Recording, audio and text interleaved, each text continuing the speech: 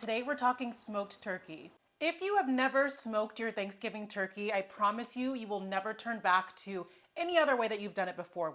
Smoking a turkey is the best way to produce a juicy, moist turkey that everybody will love. Try a smoked turkey and you will never go back, I promise. Now, first things first, this is a 3 to 4 day process.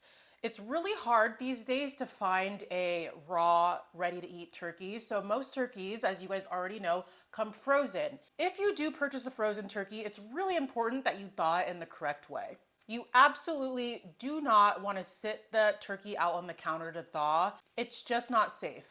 So you have two options. I usually clear a space out in my fridge, thaw it in the refrigerator, or you can get a big cooler, clean out the cooler, or put it in a food safe plastic bag and thaw it out in a cooler with ice. The most important part is to keep the turkey cool at the correct temperature so it's thawing correctly. This particular turkey is already thawed and ready for our first step. This turkey is about 14 pounds. I like a 14 to 16 pound turkey because it's not too big so that the cooking time is extreme, and it's not too small so that it can't feed a good number of people. So I like to stick between the 14 and 16 pound range.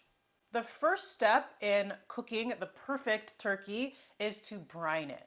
What a brine is going to do, it's going to introduce moisture and flavor into the turkey. Turkeys are traditionally a really dry poultry, so you want to introduce as much flavor and as much moisture as you possibly can.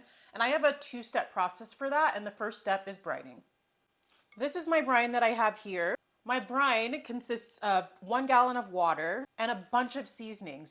You can cater your brine to your own personal preference and taste. I'm going to tell you what I use, but definitely feel free to use whatever seasonings you prefer.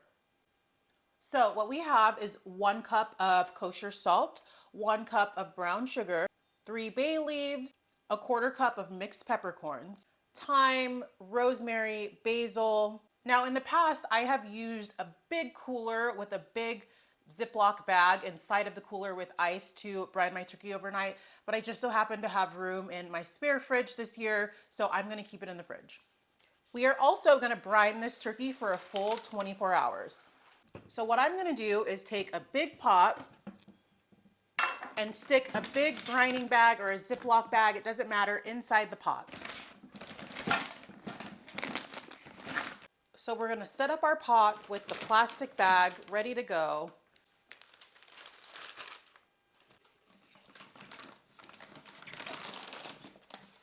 Fit our turkey into the bag.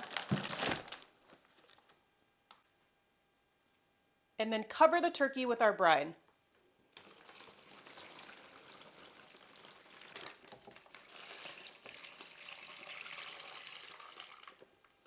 Now your first mixture isn't going to cover the turkey completely, so now what you're going to do is just keep pouring in water until it covers the bird all the way to the top.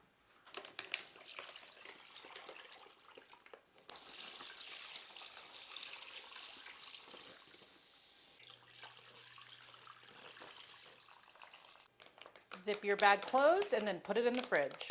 Okay, now this is going to go in the fridge for 24 hours.